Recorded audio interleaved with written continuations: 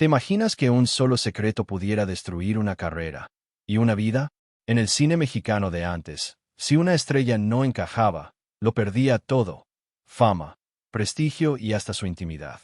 Hoy vamos a entrar a las historias que casi nunca se cuentan. 12 figuras del espectáculo que brillaron frente a la cámara mientras escondían una verdad peligrosa. Porque el drama más fuerte no estaba en el guión, estaba detrás del telón.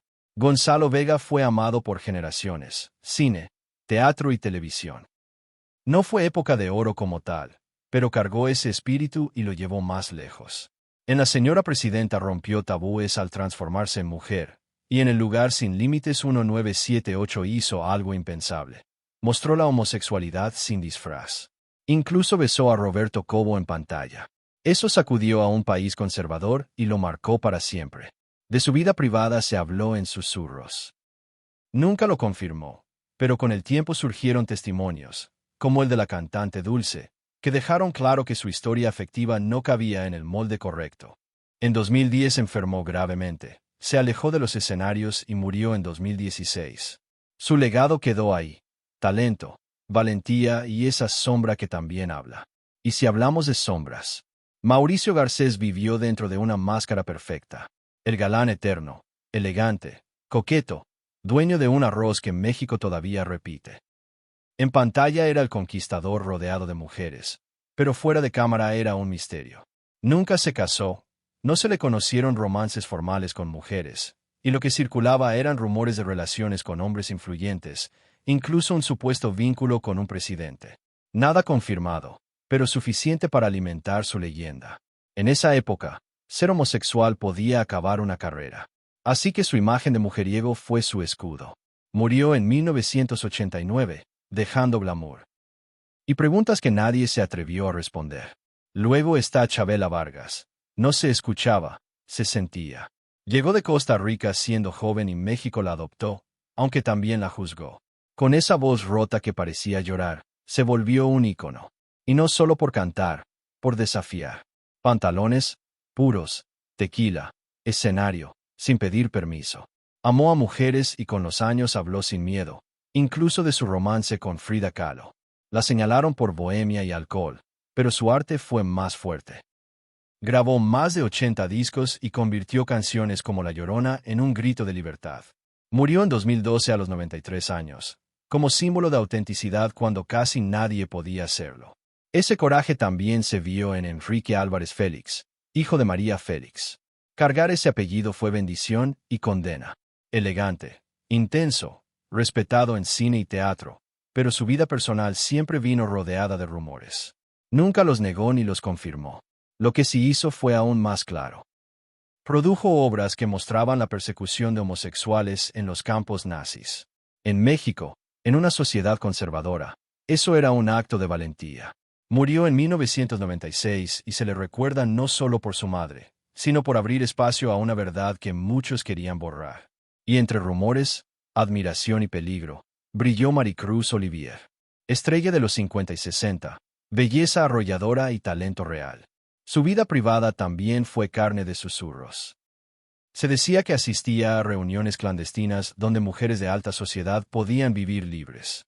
En una de esas fiestas la policía irrumpió y la prensa preparó el escándalo, pero alguien la protegió. Una mujer cercana compró todos los periódicos de esa edición para que no saliera a la luz. Ese acto quedó como parte de su leyenda. Y Maricruz también dejó huella en pantalla al participar en Tres mujeres en la hoguera, una de las primeras películas mexicanas en tocar abiertamente el tema lésbico. 5 nombres, y ya se siente el patrón. Talento inmenso, vidas vigiladas, y verdades que podían costarlo todo. Y lo que viene después, te lo juro, se pone todavía más oscuro. Maricruz Olivier fue de las pocas que se atrevieron a aceptar papeles que otras rechazaban. Murió joven, en 1984, con apenas 52 años, pero dejó algo más fuerte que su carrera. El recuerdo de una mujer que, en silencio, desafió las reglas y siguió siendo ella, aunque le costara caro. Y luego aparece Miroslava Stern. Misteriosa, bellísima, con una tristeza que se sentía incluso cuando no decía nada. Nació en Praga, llegó a México tras la guerra y se volvió una joya de la época de oro. Actuó con gigantes como Pedro Infante y conquistó al público con esa mirada melancólica que parecía esconder una confesión.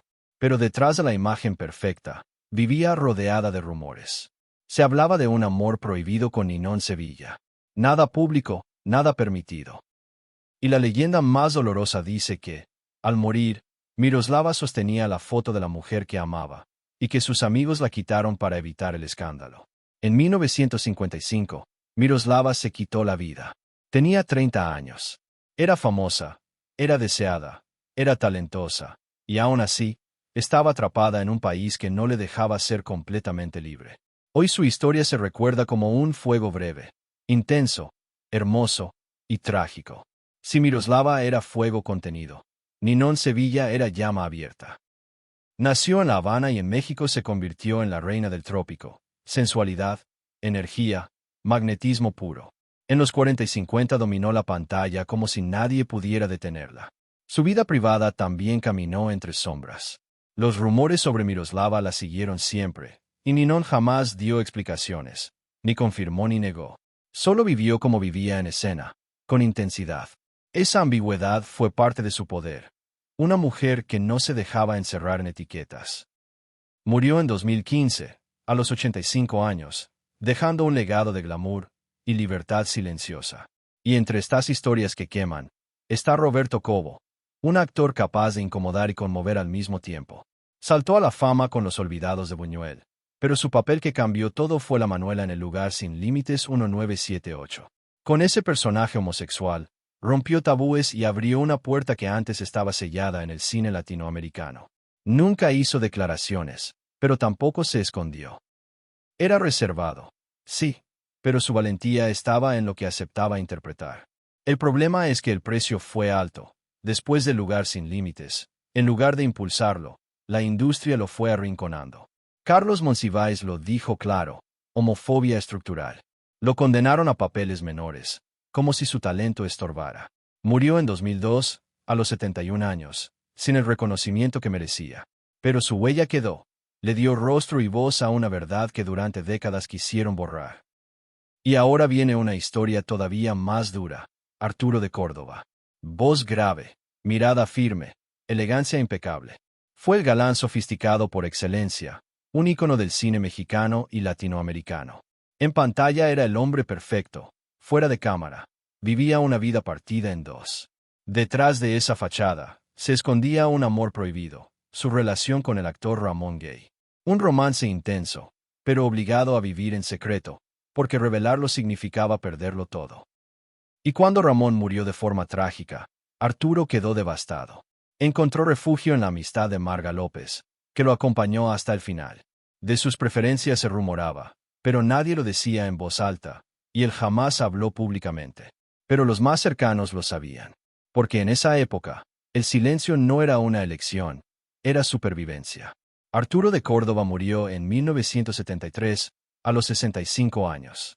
Hoy no solo se recuerda su voz y su talento, sino el precio que pagó por amar en silencio. Fue un mito del cine, y el reflejo de tantos amores que nunca pudieron existir a la luz. Ese amor tuvo nombre: Ramón Gay.